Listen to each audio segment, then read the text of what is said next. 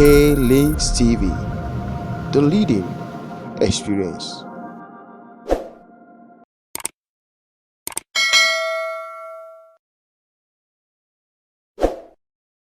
Hi everyone. Boys and girls. Well, they are not boys and girls. They are men and women. Ladies and gentlemen. Men. Yeah. Yeah. My name is Tomi Miels, Tomi Fashola. I'm Oluwamayo Wasewe. You can call me Miels. And you can call me Tomi, Tomi. Okay. That's it. So, actually, I don't know what we are talking about here. We are just here to talk. This is the pilot of our show. Yes, pilot. Yeah, we are going to We are on air, so this is pilot. Give it to me. Na God. King of dry jokes. Na God. All this stuff.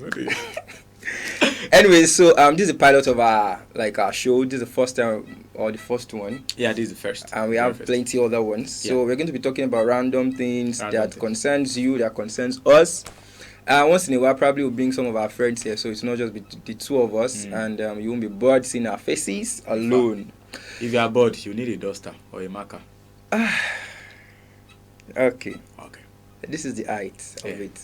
You've not had it all. Expect a lot of dry jokes from the guy, but it is what it is. Those that know him, we are coping. So where do we start from today? Yeah, from childhood, How was childhood for you? I think that a lot of us have experiences about our childhood, how some movies that we watched, some songs that we played, that we danced to, how we listen to them. Let me adjust my seat. Because Kotoaye is coming to my ear. It's a super story. Every Thursday, man. And we had midweek program in church. Yeah. So immediately after midweek program, if I'm trekking home, I'm trekking like laser focus. Yeah, so let's not like 7:30 or something. Funny how we don't have a TV then, so I had to go. Memories, man. I had to go to our neighbor's TV to peep through the window to see what's going on. This is super story. Memories, man. I don't know that part. But then actually, I think there was a time that I got punished for leaving church because my dad is a pastor. So I went to church and I was in choir. I was still very young. So, and I thought I wasn't doing anything now. So I decided, okay, guy, then they watch, was it Jet Li? Or Jack Chan? I don't know. But there was one movie that they were watching. Okay. So me and my friend, we left the choir, we dropped the rope, we went to the church. Jesus. Bro, guy, I know, to think that we thought that we were safe. We wanted to, so we had finished watching. Okay. Then we came out, we saw that everybody was leaving church already. And looking upward like this was my daddy I saw. Yeah. My God. Beating of your life, man. I can't forget that. Beating of your life. If I can still remember how the blala was still on my body like this. My daddy flogged me. In fact, my daddy not only flogged me, the choir master flogged me. Everybody. Of course, now it should be corporate beating now. Guy, you want to? What I do? You want to embarrass the name of not the Lord? The film. Not be the film because they shoot now. Accurate. So, Accurate. It was there's some they go don't leave me make I watch my film. I know, right? I think for me, one was very memorable for me as regards church. Okay, God have mercy on me. I've actually repented and I've restituted. I remember those days they would give us normally give me 20 naira for offering, and we are always buying suya. So my guys they are quite okay. They have money for suya, they have money for offering. But because I want to feel among, I'll use my offering money for suya. So there was a day they sang this song in church. Oh Jesus, as I was going out, that song just came to my head. I just ignored. I said no, I'm going to use this money. I think somebody caught us one time and they really, really messed with us. We were beaten. So that was one naughty memory of one of the memories I had growing up. But there were a lot too. Was it there I injured myself on my leg and I could see my bone, like my kneecap. I didn't tell my mother. I went to sleep like that. And I could not carry the leg. Then suddenly around 12 a.m. or past 12, my mother just woke me up and said, what's wrong with me? You know, this kind of midnight. And it was not a gentle wake up. It was bah, bah, bah. Before I could gather myself, and because I had pain, I was like, hey, I wanted to. I lied actually, that nothing. The next thing I saw my back, she was already biting me.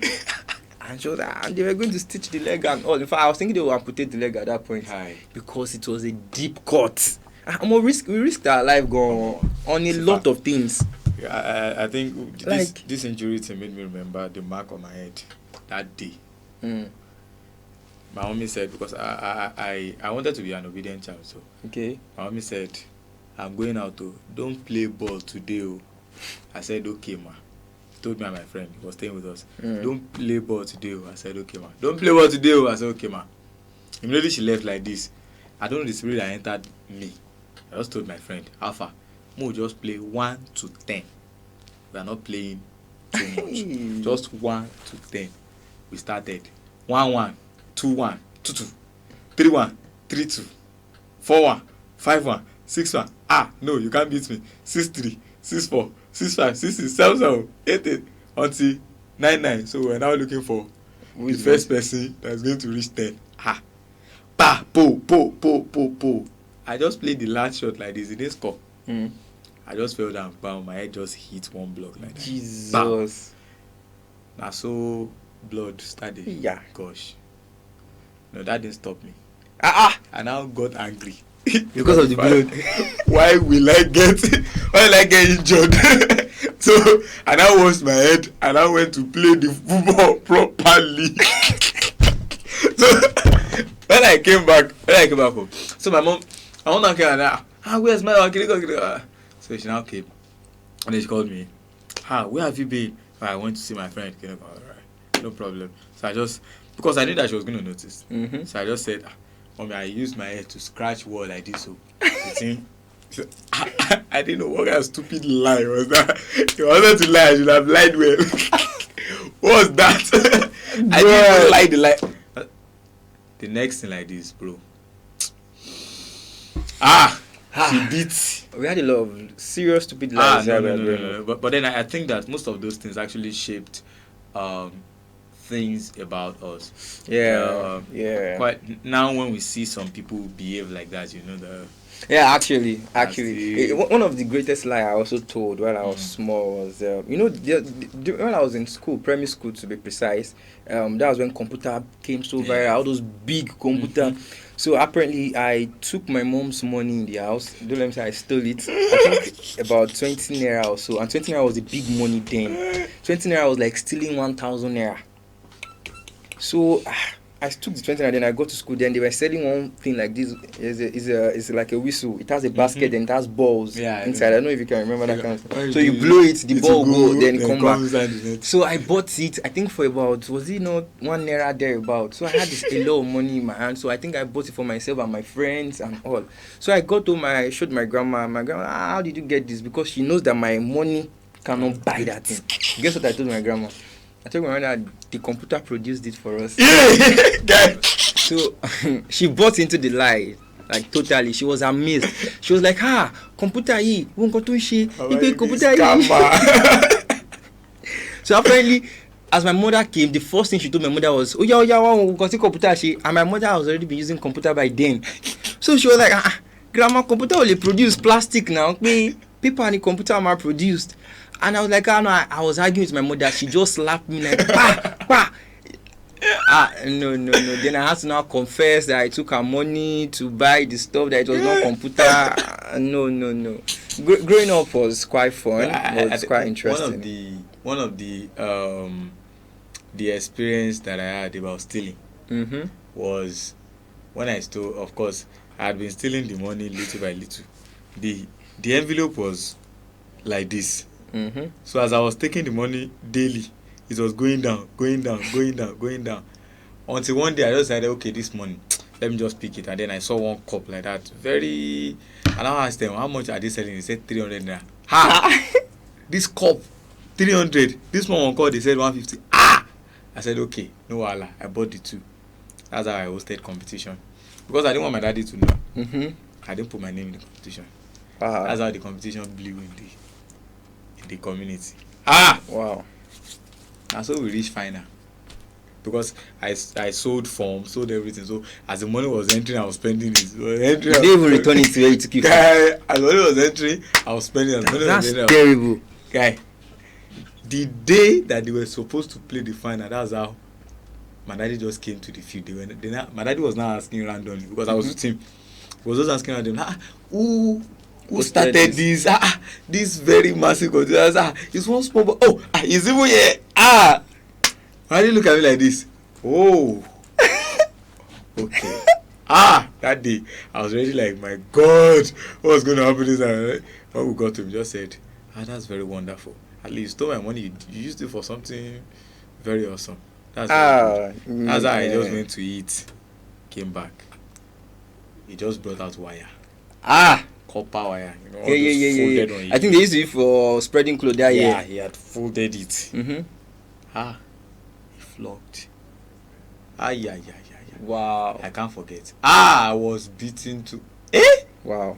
No, since that day, I made up my mind. I won't steal his money again. So every time I've been truthful about it. Daddy, this is how much your money is. I did not take your money, but if I take it, you know that I took it. I think my last experience like stealing my mom's money was during I was in school too. I stole for a good cause. We had this CRS lecturer, the CRS teacher in school. So one of the requirements for the CRS class is to have a RSV Bible. What's it called? There's one Bible that had a cross in front of it and some picture, very beautiful Bible like that. So everybody like has the Bible. I was the only one in class that I don't have the Bible. So my mom would give me all this small Gideon Bible. Like Bible is Bible. They take that one too. Whatever they want to do, they should do. This is the Bible you have. So my mom just collected salary and I asked her for, was it 800 naira or so that she said she does not have. Unfortunately for her, I saw that she collected the money and it was in the pocket of the jacket she wore.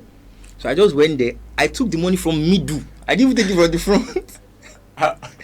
I took 500 naira from the middle and I bought the Bible. And I didn't bring the Bible home just for my mom to come and tell me that I stole her money. And I'm like, I did not steal it. I took it. We were really arguing, you know. And I can't forget that my mom flogged me from 6 p.m. to 6 a.m. Kai. It was a terrible day in my life. So that day I just made up my mind. That was the point. I even stole for the cause of the gospel. And you're beaten for the cause. Also. I was massively beaten. So since then, it has really been a very, very, very. It's difficult for me to even steal now because sometimes I remember those days. My mom used blade on my hand. Then she put pepper. I was not the one that stole the money. I just counted and missed. I think that at some point I felt like probably my mom was not the one that gave birth to me. Like, actually, there are a lot of people that feel like that. Now, okay, wait, am I sure that this my parents cannot be treating me like this? I'm telling you, sometimes that's because we watch movies and then we see the way parents treat their especially children. adverts, Indomie noodles.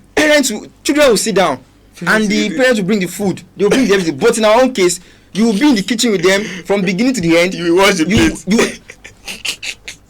It's also terrible. So I'm like, why did you bring me? So we felt like, okay, this is the way we watch it in movie. This is how they should be. Yeah. And then it is only the house help that they treat badly. Yes. But we, they treat us as if we are house help.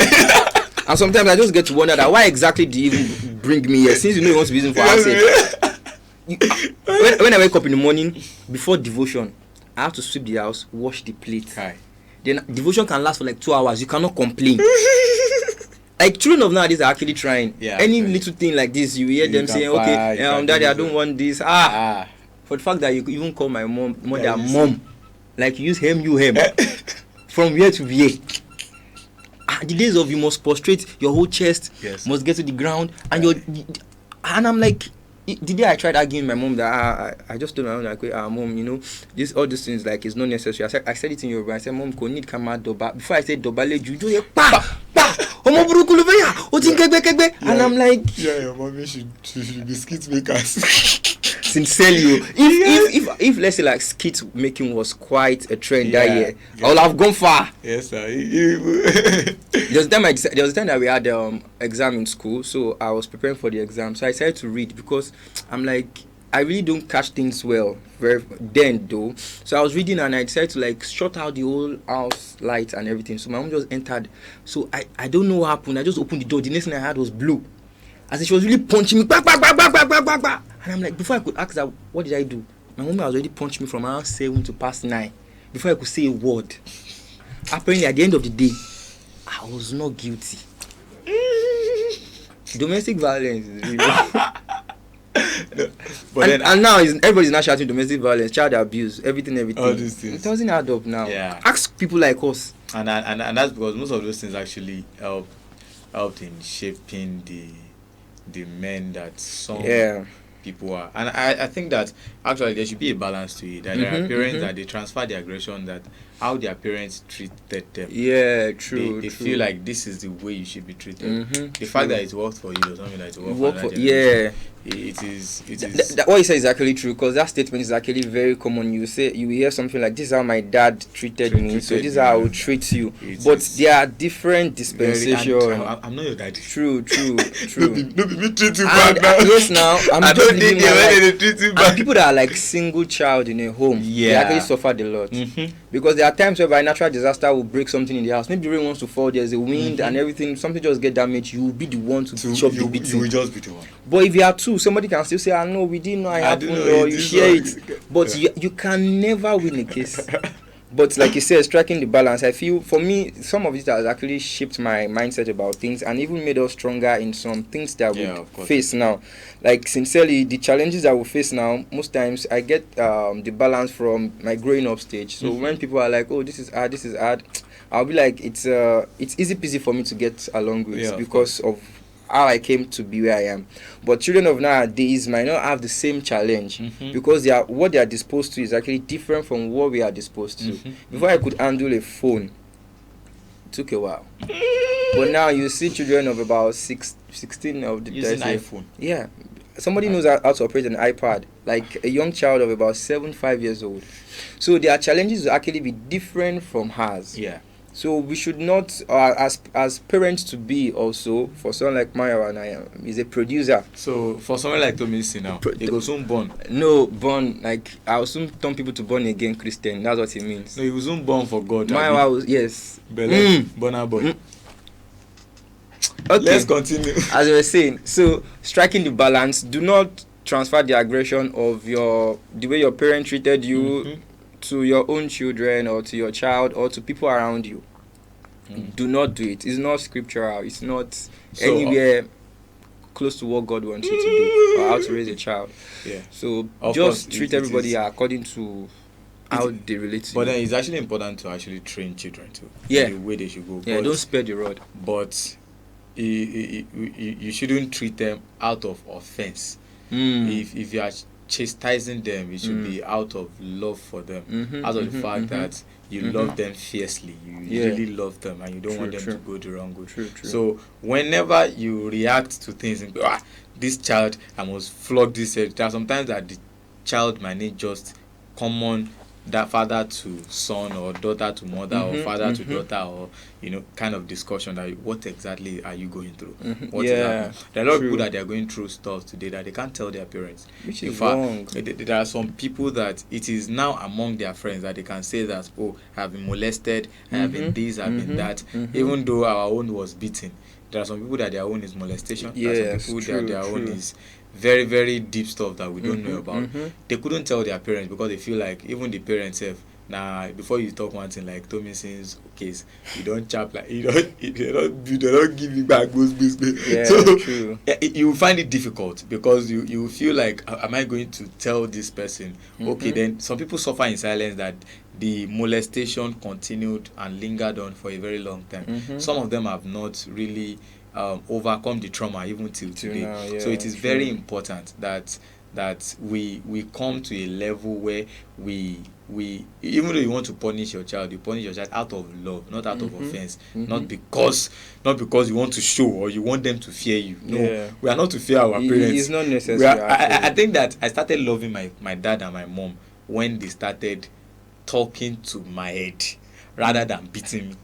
Yeah.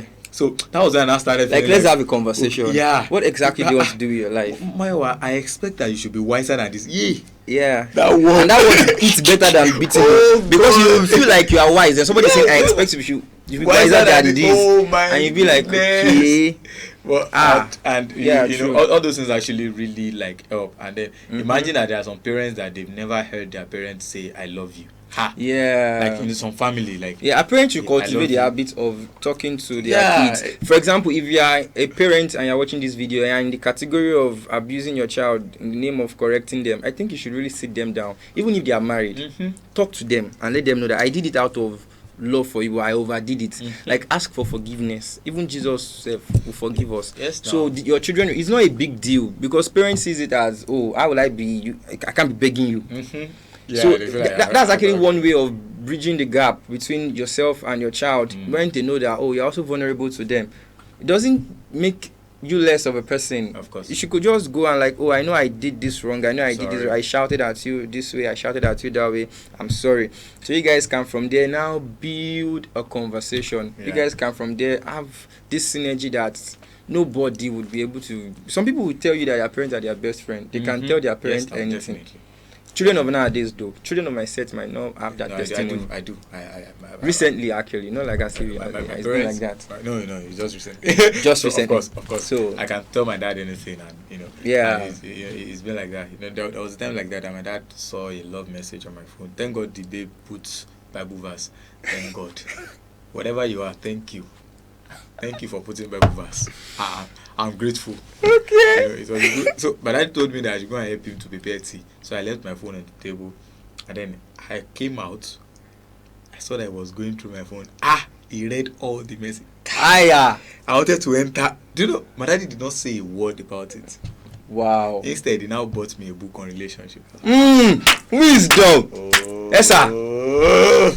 Daddy, I love you, man. Anyway, that's huge. That's huge. So that's huge. So of course, and it was really fun. It was really like, you know. But there are actually some people that because they've stayed in that kind of environment, there are some that they believe that their husband must shout on them because they grew up with a shouting father. There are some people that they believe that their marriage must look like their parents' home, because that's the environment that they got.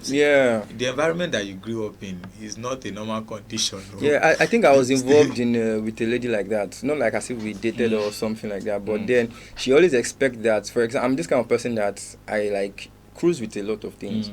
So once she does something and she expects me to like scream and like, oh, you did wrong. I mean, I'll be like, this is nice. Can you go? So in the midst of this is nice, they are entering with the word and like, oh, you didn't do well here. So she expects that, no, you should tell me that this, you should shout, we should have issues. And I'm like, She grew up with issues. Why should you have issues? If you check, she don't go to wear issues. She grew up with issues. And if you check, you know they wear shoes. Alright, that's just by the way anyways. Sorry. There are some people that, if you get the joke, please just laugh in the comment section. I beg you in the name of God. Okay. Laugh in the comment section. So there are some people like, you don't allow this thing to affect you, especially bringing it to relationship, bringing it. I've been with damaged people, and I feel like really, but I don't blame them actually. Because that's the way they see life. That's the way they see life. Some people transfer aggression. See, I can have issues with you now. Tomorrow I need your help. I will still reach out to you. That's the way I was brought up. No matter how, but it doesn't mean that because I have issues with you today, then tomorrow I'm not going to talk to you. It's your issue if you want to do it that way. But let's just cultivate love. I think we should title this episode "Love." Love. Childhood love. L-O-V. Love. Like love. How do you feel? Like, So we want to know about your childhood experience. Yeah. So just tell us how your childhood. One thing you would not forget about your childhood. You can just want to see it in the comment section. Yes, we can pick up from there in our next episode. Yeah, so we'll get back to you. So by the next episode, don't worry, you're gonna see us bigger. So better. Remember this is a pilot show, so we are on air. Yes, we are on air, and we'll keep cruising on air. Don't forget to like our video. We'll not go hear you. Please don't forget to like and don't forget to subscribe to this channel. Share with your family. We are sitting on the share. Share with your friends and family. Subscribe to this channel for more content, and we'll tell you how frequent this will be dropping, because this is a pilot. Because actually we are we yet on a frequency, because how frequent we will be, we don't know. Okay, I think I'm signing out already with this. I love you all. Keep the fire burning. My name is Tomi Miels. And I'm Oluwamai Wasewedo Wusa Miels. It may please you to end the movie and cut it. Kaylinkztv, the leading experience.